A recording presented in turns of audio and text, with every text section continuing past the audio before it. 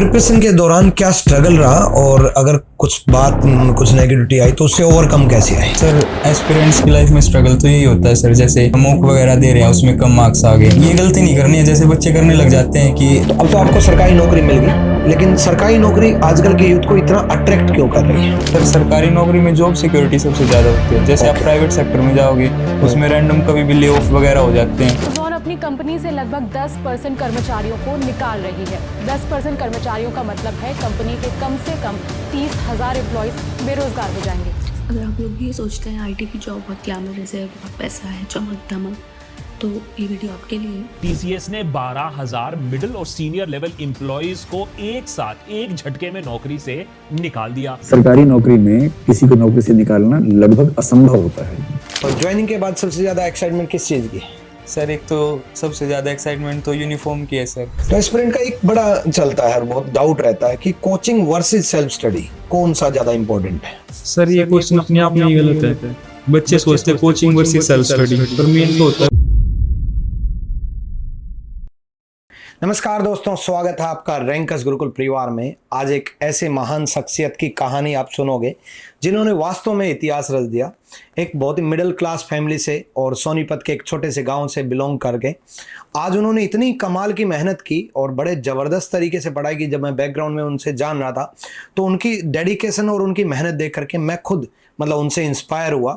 इतनी consistent way में, बहुत लगातार तरीके से वो 12-12, 13-13 घंटे पढ़ाई की और आज ऑल इंडिया रैंक सीपीओ में 13 हासिल की, जिनका नाम में ही बड़ा कमाल है, जिनका नाम है विश्वास, और जिन्होंने अपने परिवार का और अपने समाज का विश्वास जीत लिया, मेरा भी विश्वास जीत लिया।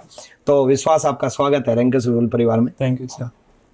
तो विश्वास, सबसे पहले जानना चाहेंगे आपकी, जब बच्चा एक्चुअल में आजकल 12th से पहले भी तैयारी करनी शुरू कर देता है और 12th के बाद तो बहुत सारे बच्चे करने शुरू कर देते हैं, तो सबसे पहले मैं आपकी जर्नी जानना चाहूँगा 12th के बाद की। तो आपने कब से तैयारी शुरू की? ग्रेजुएशन कैसी रही? सर मैंने 2020 में एडमिशन लिया था। ओके। रामजस कॉलेज में केमिस्ट्री ऑनर्स किया सर मैंने। रामजस, दिल्ली यूनिवर्सिटी। हाँ जी। ओके। तो उसी टाइम पे मैं सर अपनी एनडी की भी तैयारी करता था, तो उसमें मैं एसएसबी वगैरह के लिए जाता। तो मेरे ग्रेजुएशन का टाइम तो उसमें ही चला गया था। लास्ट 1-2 सेमेस्टर बचे थे, तब मेरे को एसएससी का पता चला था। मतलब पहले आपने एनडीए की तैयारी की? हाँ। तो मैं 2-3 बार कॉन्फ्रेंस आउट हुआ था, तो फिर मेरे को ये लगा कि पहले अपना थोड़ा फ्यूचर सिक्योर कर लेते हैं, उसके बाद देखते हैं इन जॉब्स को। ओके। तो फिर इसके लिए मैं एसएससी की तरफ मुड़ गया था उस टाइम पे। एसएससी का कब पता चला? मैं हूँगा सर 5th सेमेस्टर के आसपास। फाइनल ईयर में 5th सेमेस्टर में। ओके। पर फिर तैयारी वगैरह स्टार्ट नहीं की थी, पर सोच लिया था कि अब तैयारी करूँगा तो इसकी कर लूँगा सीधा। ओके। हाँ जी। फिर हो गया था, मैं जून 2023 के आसपास मैं पास आउट हो गया था। फिर नवंबर में मैंने लाइब्रेरी ज्वाइन कर ली थी और तब से फिर एसएससी की तैयारी शुरू कर दी थी। मतलब ग्रेजुएशन के बाद शुरुआत की। तो सबसे पहले एसएससी में क्या टारगेट बनाया आपने? सीजीएल था मेरा प्राइम टारगेट, स्टार्टिंग से सीजीएल ही था। अच्छा, पहले सीजीएल ही टारगेट बनाया, फिर सीजीएल टारगेट बनाते बनाते सीपीओ कैसे? सीपीओ फिर पता लगा मेरे को, मतलब एनडीए से भी यूनिफॉर्म की जॉब्स का थोड़ा पैशन था स्टार्टिंग से। तो फिर इसलिए सीपीओ को भी थोड़ा मन में था कि इसकी भी ये भी जॉब अच्छी है तो कर सकते हैं इसको। तो जब शुरुआत की आपने, तो शुरुआत में सबसे पहले क्या स्टेप लिया जिससे कि आपने आज ऑल इंडिया 13 रैंक लेकर के बैठे हो? बहुत बच्चे ऐसे हैं जो 4-4, 5-5 साल लगा देते हैं लेकिन उनका सिलेक्शन तक नहीं हो पाता, लेकिन आपने ऐसी क्या शुरुआत की? क्योंकि शुरुआत मुझे लगता है फाउंडेशन अच्छी है तो आगे भी बढ़िया हुआ। तो शुरुआत में बच्चे को क्या करना चाहिए? सर स्टार्टिंग में मैंने सोच लिया था कि अपना सिलेबस पूरा करना है कैसे भी करके। अच्छा। 4-5 महीने का मैंने टारगेट बना लिया था कि अपना सिलेबस पूरा करना है। सुबह चला जाता था लाइब्रेरी में 8-9 बजे और रात को ही आता था फिर 8-9 बजे।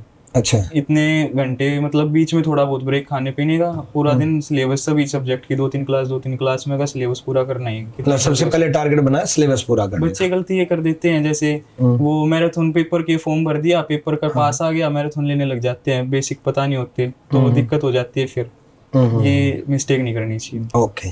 तो देखो, सबसे पहले मैं भी हमेशा बोलता हूँ कि बेसिक्स स्ट्रॉन्ग करो, फाउंडेशन मजबूत करो, पहले सिलेबस कंप्लीट करो।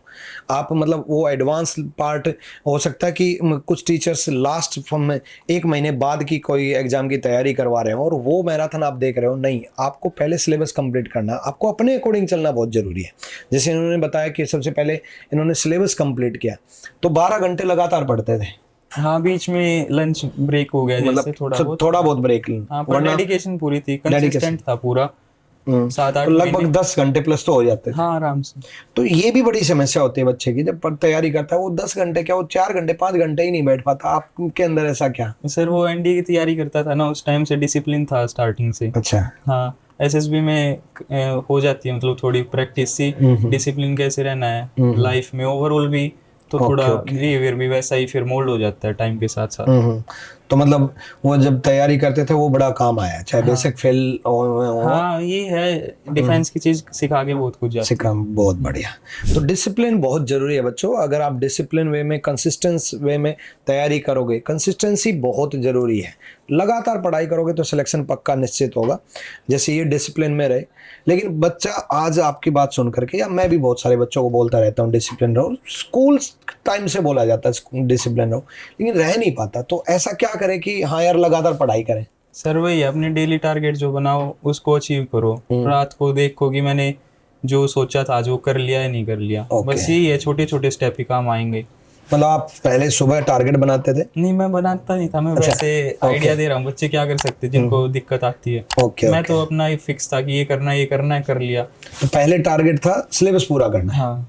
ओके। फिर जब अपना सिलेबस पूरा हो जाए थोड़ा थोड़ा 50% के आसपास, तो अपने मॉक टेस्ट स्टार्ट कर दो। ओके। आपने पहला मॉक टेस्ट कब दिया? मैंने स्टार्टिंग में तो दिया नहीं, जैसे मेरा 50% सिलेबस हो गया होगा तब तक। अच्छा। मैंने तब दिया था। तो क्या स्कोर रहा पहले मॉक? 110 के अराउंड रहा होगा सर स्टार्टिंग में। अच्छा 50% सिलेबस के बाद 110? हाँ जी फर्स्ट जब मॉक दिया था इतना ही रहा होगा। तो बच्चों अगर आपके नंबर भी कम आ रहे हैं ना, तो आप हताश और निराश मत हुआ करो। आज इन्होंने भी पहले जब मॉक टेस्ट था वो 110 के करीब स्कोर रहा, और आज ऑल इंडिया 13 रैंक लेकर के बैठे। कारण क्या है?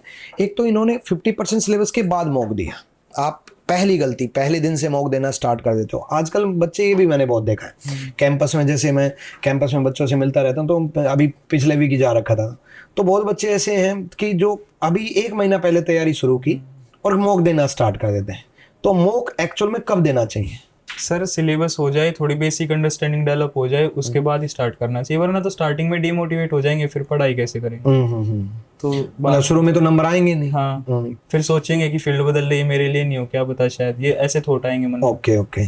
आपके मन में कभी ऐसा है मॉक कम स्कोर आया तब कि फील्ड बदल रहे यार, एनडीए से एसएससी किया, अब क्या करें? नहीं सर ये तो था कि एसएससी तो कर ही लूंगा, मतलब स्टार्टिंग। अच्छा ये था मन में कि एसएससी तो हो ही जाएगा। हाँ ये इसीलिए तो है ना कि फ्यूचर सिक्योर करना है, तो अपना कुछ ऐसी जो मैं कर सकता हूँ, पता था अंदर से कर लूंगा। तो ये नहीं है कि नहीं हुआ तो?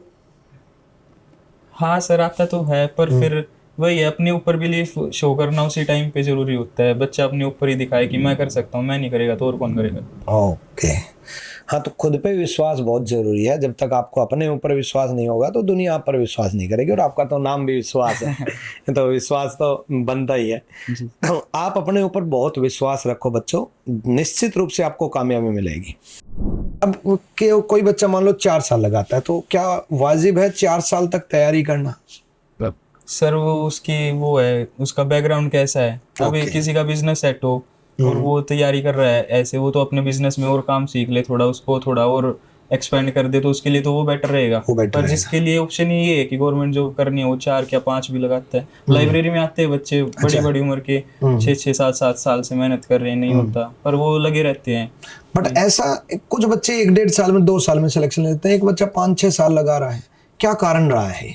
सर वो स्टार्टिंग में जो हैबिट डेवलप हो जाती है ना एक बार, उसका बहुत इम्पोर्टेंट रोल होता है। ओके। मतलब वो पहले 2-3 साल पढ़ते नहीं है, वो बस मान रहे हैं कि पढ़ रहे हैं। हाँ मतलब उनके रियलाइजेशन हिट होती है उनको स्टार्टिंग में कि अब मेरे को कुछ कर लेना चाहिए, मेरी उम्र हो रही है। पर जो बच्चा स्टार्टिंग से ही, ये 9th 10th 11th 12th class ऐसी हैं, अगर बोलते हैं वैसे काम नहीं आती, पर ये बेसिक अंडरस्टैंडिंग है डेवलप होती है सर स्टार्टिंग में। मतलब 9th 10th 11th 12th अगर कमजोर है किसी की तो उसको टाइम लगेगा। हाँ थोड़ा सा एक्स्ट्रा पुश तो उसको देना पड़ेगा। तो अगर आपकी स्कूलिंग कमजोर रही है तो बिल्कुल भी हताश और निराश ना हो, भले ही आपको 4 साल तैयारी करते हो गए हो, 5 हो गए हो, लेकिन अगर आपकी स्कूलिंग कमजोर रही है तो आपके साल लगेंगे, क्योंकि ये मान के चलो पहले 2 साल तो आप अपनी स्कूलिंग ही मजबूत कर रहे हो ना, जो बेसिक कमजोर है वही मजबूत। साइंस स्ट्रीम से पढ़ के आया 11th 12th का बच्चा, और जो भी 11 12th में आर्ट्स में भी वीक था, वो उसको कैसे कंप्लीट करें। बिल्कुल बिल्कुल।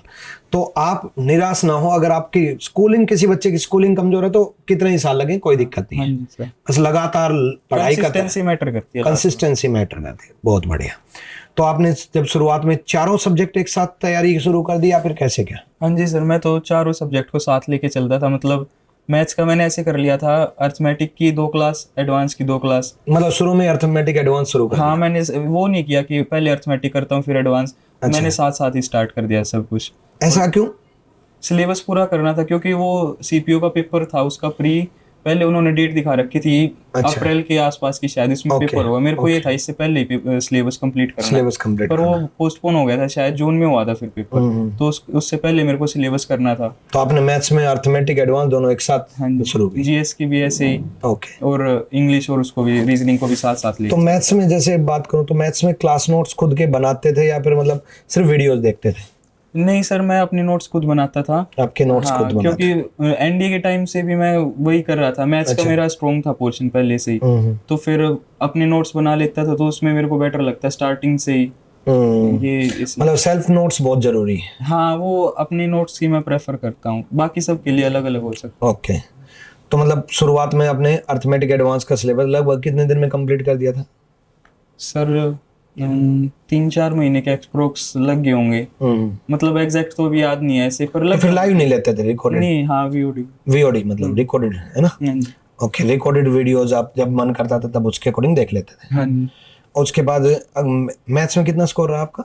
मैथ्स में मेरे 45 के अराउंड मार्क्स होंगे। ओके, और शुरुआत में कितना रहता था? शुरुआत में भी मतलब एसएससी का वो थोड़ा सा है, कॉम्प्लिकेटेड से सवाल आ जाते तो उस टाइम इतने नहीं बन पाते थे। पर वो टाइम के साथ जैसे मॉक टेस्ट लगाते रहो, टेस्ट सीरीज यूज करते रहो, तो स्कोर इंप्रूव हो जाता है। मैथ्स में क्या स्ट्रेटेजी रहेगी एक बच्चे की, अगर बच्चा तैयारी करे तो मैथ्स में क्या रणनीति अपनाए आपके अकॉर्डिंग कि जो कि मैथ्स का स्कोर आपकी तरफ 45 या 50 आउट ऑफ 50 बन जाए? अच्छा, तो इसके लिए तो सिलेबस सबसे पहले अपना पूरा सबसे पहले सिलेबस पूरा करें। हाँ, और उसके साथ साथ जब आपको लगे कि आपका 50% या उससे आसपास थोड़ा सिलेबस पूरा हो गया है, 50-60% सिलेबस तो हो गया, अपना मॉक लगाने लग जाओ। 50-60 के बाद मॉक लगाना स्टार्ट मॉक लगाने लग जाओ, और जिसका थोड़ा सा पोर्शन पहले से मैथ्स का वीक है, जो चैप्टर होता है उसका चैप्टर वाइज टेस्ट देते रहो, साथ के साथ उसको अपना पक्का कर लो। मतलब इसमें से कुछ आ जाए अब मैं छोड़ूंगा नहीं, ऐसा करते रहो। कई बच्चों का मैथ्स बहुत ही कमजोर रहता, मतलब समझ में ही नहीं आता, वो बच्चा कैसे टैकल करे मैथ्स को? तो फिर वो अपने दूसरे पोर्शन को और स्ट्रॉन्ग कर सकता है कि ये सोचे कि मैं इसकी कमी कहाँ पूरी कर लूँ।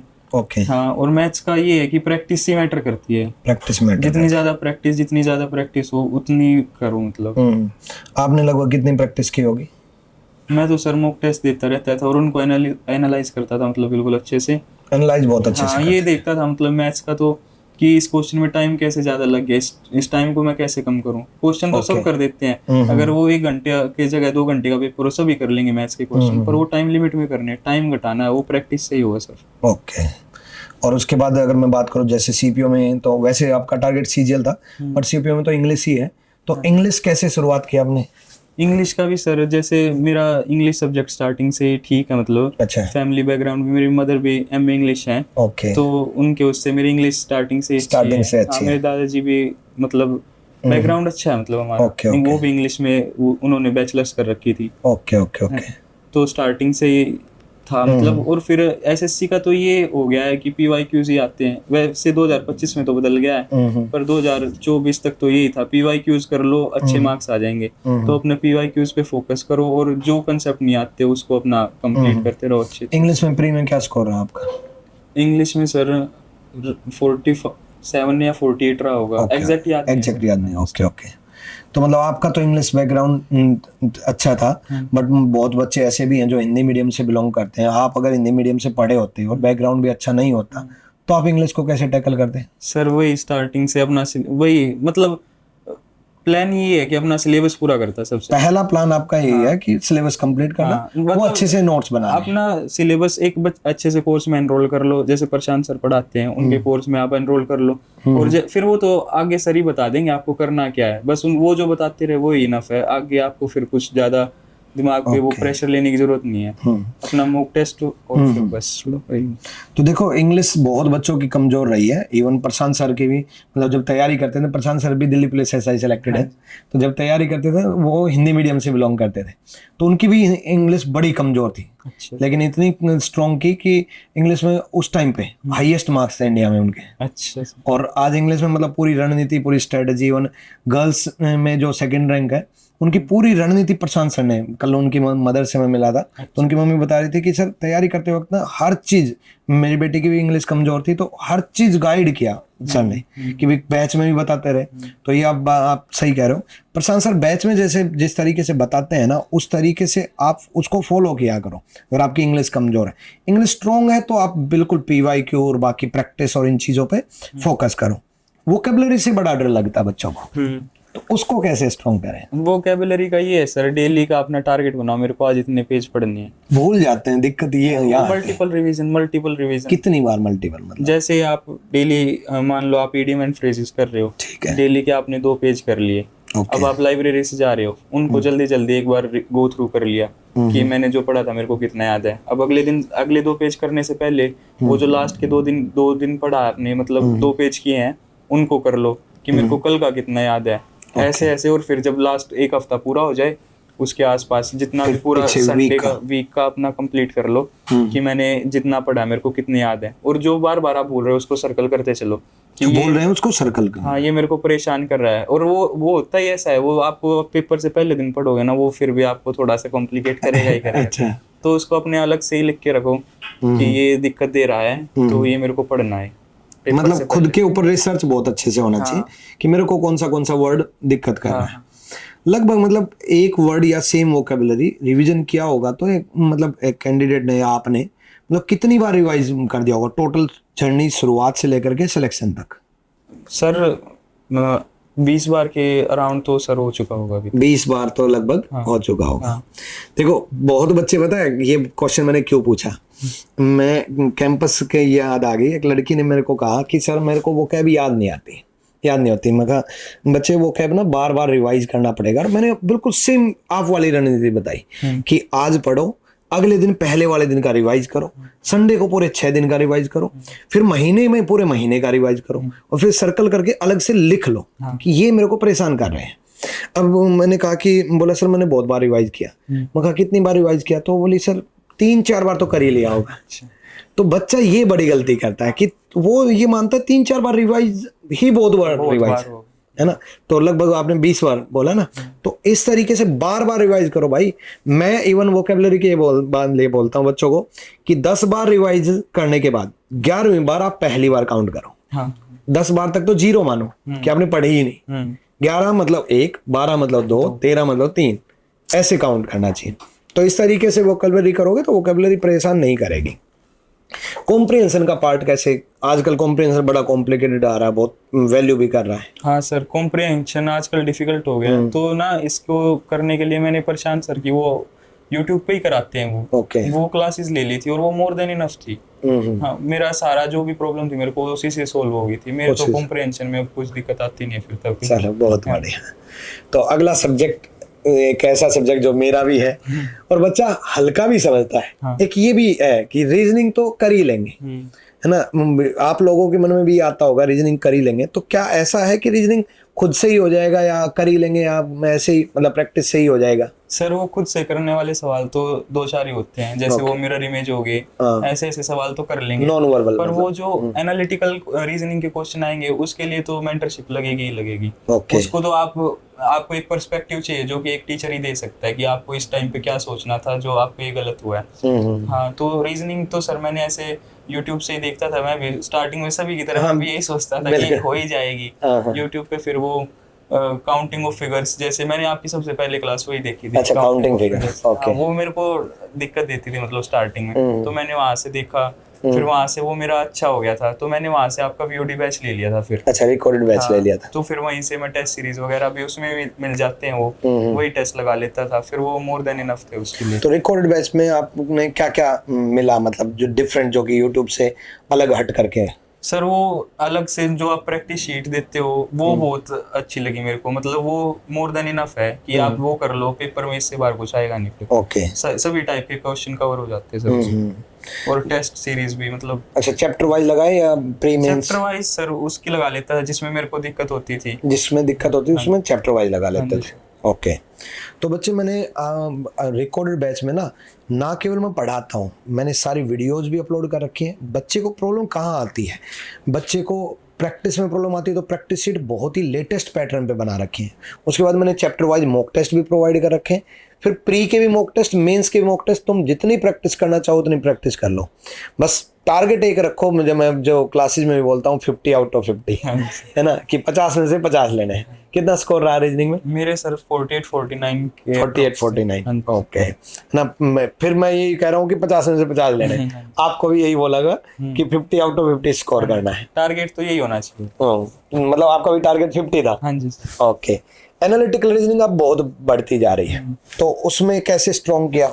वीडियो से, प्रैक्टिस से, कैसे क्या किया? सर वैसे तो मैंने आपकी वीडियोस देख ली थी, फिर वो प्रैक्टिस शीट थी ना, वो प्रैक्टिस शीट ही लगा ली थी मैंने उनकी। उसमें कम से कम 500 के राउंड क्वेश्चन थे, उनको पढ़ते पढ़ते ही समझ गए ये पूछना क्या चाह रहा है मेरे से, इसका पैटर्न क्या है, इसको क्रैक कैसे करना है। तो फिर वो वहां से मेरा स्ट्रॉन्ग हो गया तब के बाद। Okay okay.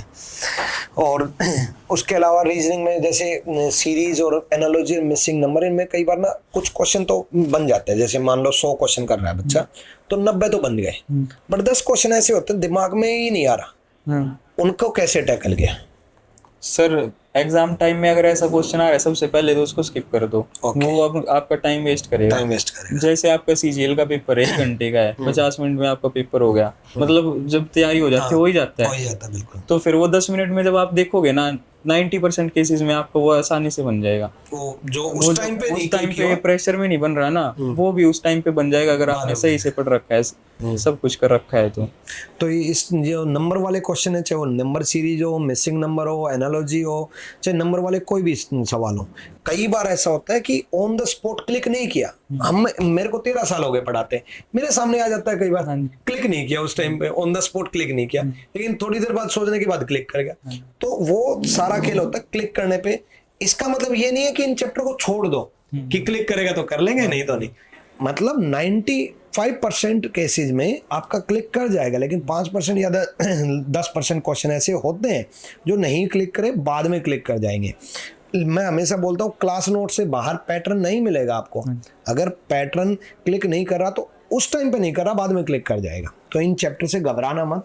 कई बार कुछ ये भी होता है बच्चों का कि क्वेश्चन पहला किया नहीं सोल्व हुआ, दूसरा किया नहीं सोल्व हुआ, जब तैयारी कर रहे होते हैं सीरीज में ही खास करके, तीसरा किया नहीं सोल्व हुआ, चैप्टर ही छोड़ देते हैं।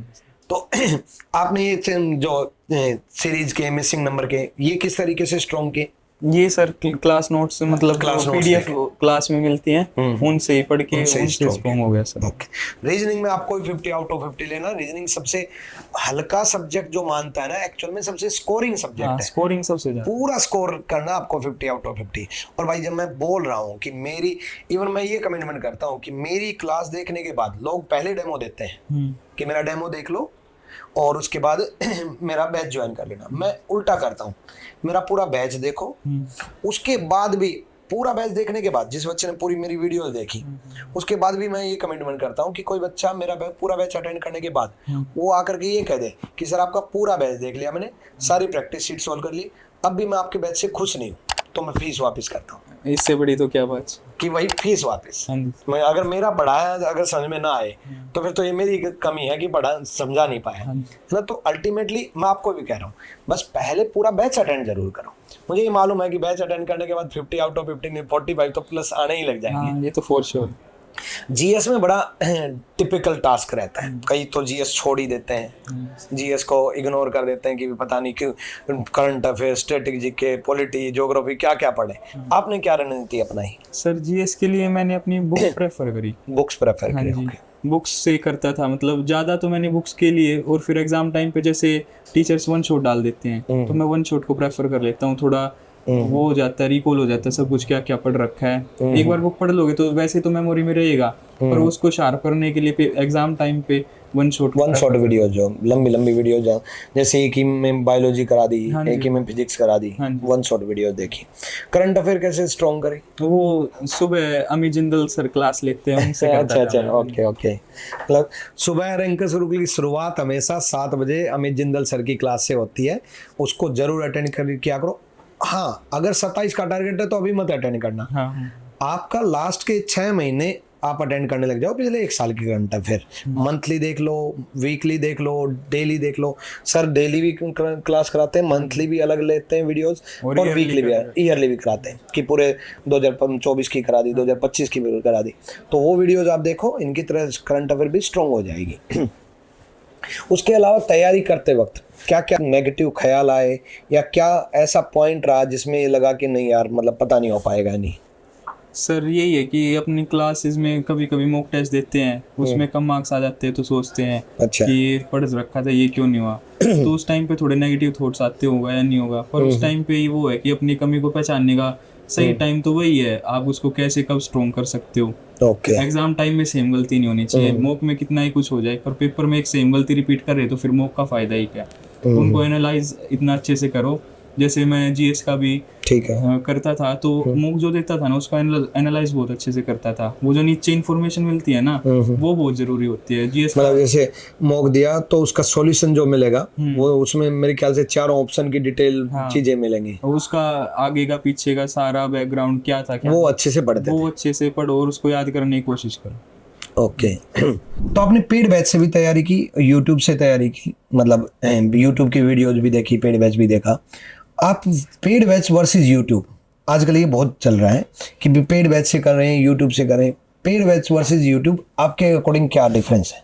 सर पेड बैच का तो देखो ये होता है कि पेड बैच का तो सर ऐसा होता है जैसे आपको बेसिक से अपनी अंडरस्टैंडिंग डेवलप करनी है सब्जेक्ट में। जैसे आप स्टार्ट ही करें तो आप पेड बैच ले लो। अगर आपकी तैयारी हो चुकी है, एग्जाम पास आ रहे हैं, जैसे आप वो चलाते हैं 60 दिन 60 मैराथन कुछ करके आता है ना, वो मतलब जैसे 51 दिन 51 मैराथन चलाई। हाँ, वही तो ये ले लो आपकी, अगर आपने पढ़ रखा है तो आपका सब कुछ ब्रश अप हो जाएगा अपना अच्छे से, और एग्जाम टाइम में बहुत हेल्पफुल होते हैं सब। ओके। बच्चे ये भी गलती करते हैं कि शुरुआत तो कर लेते हैं लेकिन एंड तक नहीं पहुंच पाते। जैसे आपने कंसिस्टेंसी की भी बात की, चाहे वो तैयारी के दौरान हो, चाहे वो 60 दिन 60 मैराथन, 51 दिन 51 मैराथन की बात कर लो, या पेड बैच की भी। बहुत बच्चे ऐसे देखें शुरुआत कर लेते हैं बट एंड तक नहीं पहुंच पाते, उसका क्या समाधान है? सर ये है कि अपना डेली टारगेट अचीव करो बस। समाधान तो सर यही है कि अब आपने जो आज का अपना सोच लिया कि मेरे को इस सब्जेक्ट की इतनी क्लास लेनी है, मैं इतना पीछे चल रहा हूँ, मेरे को ये कवर अप करना है, इस हफ्ते मेरा ये बैकलॉग कंप्लीट हो जाना चाहिए, वो करना ही करना है। वरना तो पेंडिंग वर्क ऐसे बढ़ता चला जाता है, पता भी नहीं लगता एक हफ्ते में कब कितनी क्लास रहेगी। वो पूरी करनी बहुत जरूरी है, पेंडिंग वर्क नहीं छोड़ना है। पेंडिंग वर्क नहीं। ओके। तो जैसे आपका भी टारगेट सीजीएल है, सीजीएल था, मतलब है ना, सीपीओ में सिलेक्शन लिया, लेकिन बहुत बच्चे ऐसे हैं जो अपने फिजिकल पे ध्यान नहीं दे पाते या फिजिकल की तैयारी को इग्नोर कर देते हैं, तो उससे कैसे टैकल किया आपने?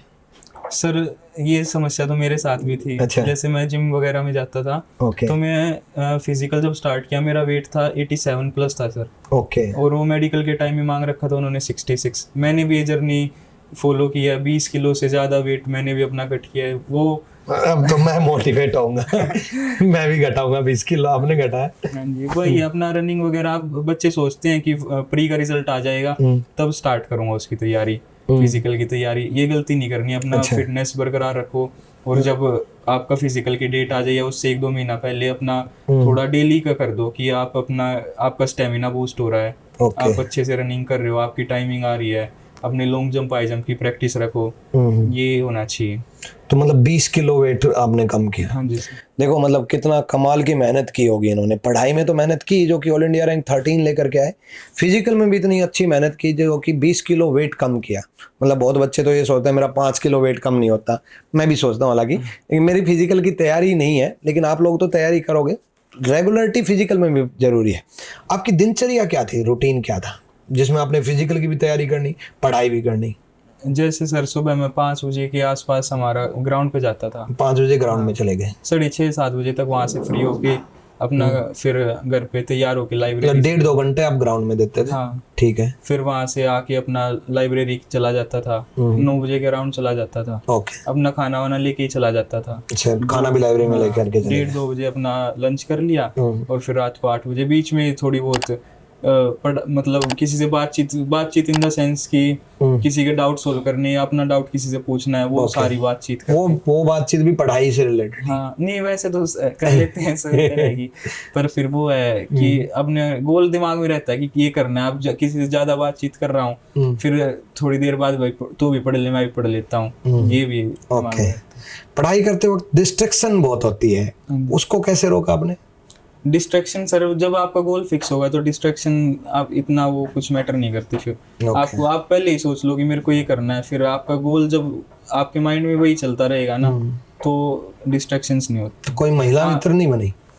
फीमेल फ्रेंड्स तो है सर, ऐसे गर्लफ्रेंड वगैरह नहीं है कुछ। ओके। मतलब इसकी तरफ बहुत बड़ा डिस्ट्रैक्शन चला जाता है ना, उसको कैसे आपने ये सोचा कि नहीं यार फोकस रखते हैं पढ़ाई पे? यही है सर, इतना कुछ इस फील्ड में ध्यान नहीं मत दो अपना। अच्छा।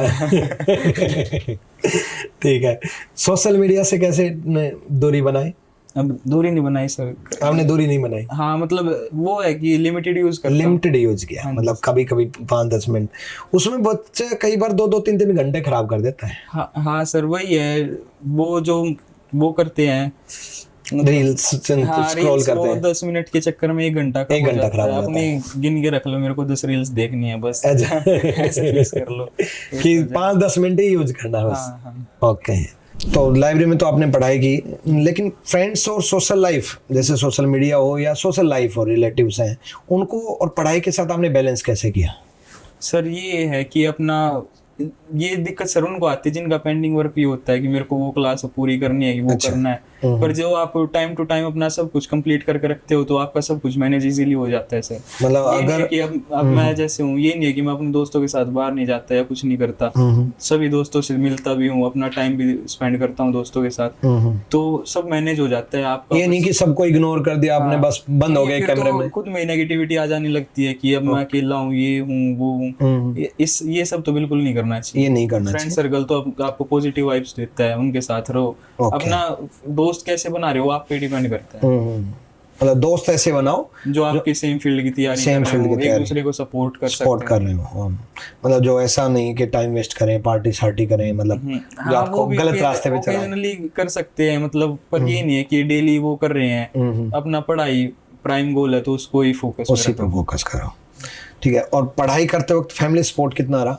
सर फैमिली का तो पूरा सपोर्ट रहा सर। वो कुछ एक्स्ट्रा के मेरे को वो नहीं करते कि भाई ये काम करा, मतलब मेरे को पूरा वो करते हैं कि ये हम कर लेंगे, बेटा तू पढ़ ले, वो मेरे को पूरा वो रखते हैं इसमें। तो जब रिजल्ट आया वो मोमेंट क्या था पूरी फैमिली में, किस तरीके से, क्या मोमेंट रहा? पापा तो सर लेटे हुए थे, मतलब 4-5 बजे का वो हुआ था, रिजल्ट आया था। मैं तो वैसे YouTube स्क्रॉल कर रहा था, एकदम से देखा CPU रिजल्ट अनाउंस हो गया। अच्छा। फिर मैंने देख लिया, मतलब पहले खुद ही देख लिया था, फिर मैं कहा चलो हो गया। फिर मैंने अपनी मम्मी को बताया, मम्मी भी खुश हो गई, पापा तो रोने लग गए थोड़े से। अच्छा। वो खुशी के आंसू, वो खुशी का पल। तो मैं अपने पापा के लिए बहुत खुश हूँ। अच्छा। नहीं, आज आपके पिताजी भी बहुत प्राउड फील कर रहे होंगे। आपके मम्मी पापा को बहुत नमस्कार। आपने बड़े कमाल के संस्कार दिए आपके बेटे को, बड़ा कमाल का पालन पोषण किया और इतने अच्छे संस्कार के साथ इतना मेहनती बनाया। आपके बेटे ने आज सच में इतिहास रचा है, जो आपको तो प्राउड फील करवाया ही, हम जैसे टीचर्स को भी बहुत प्राउड फील कराया, पूरे समाज में नाम रोशन किया और सिलेक्शन के साथ साथ इतनी अच्छी रैंक। और दिल्ली पुलिस SI, मतलब पोस्ट बड़ी इंपॉर्टेंट करती है, दिल्ली पुलिस SI बने हैं, तो मतलब सैल्यूट आपके बेटे को। और आपको भी नमस्कार है, सैल्यूट आपको भी। आपने भी बड़े कमाल की पालन पोषण किया है, इस वजह से ये बन पाया है। और आप जैसे पेरेंट्स को इसीलिए सैल्यूट है कि आप जैसे पेरेंट्स की बातें सुन करके दूसरे पेरेंट्स भी मोटिवेट हों कि हम अपने बच्चे को इस तरीके से मेहनत करने के लिए सपोर्ट करें जैसे आपने सपोर्ट किया। और आपने फैमिली का, समाज का, सबका विश्वास जीता। और विश्वास नाम, मतलब जैसे नाम सुना मैंने उस तब से मैं 2-3 बार बोल चुका हूँ, मैं बड़ा प्यारा नाम लगा मुझे आपका। Thank you. तो प्रिपरेशन के दौरान क्या स्ट्रगल रहा, और अगर कुछ नेगेटिविटी आई तो उससे ओवरकम कैसे आए?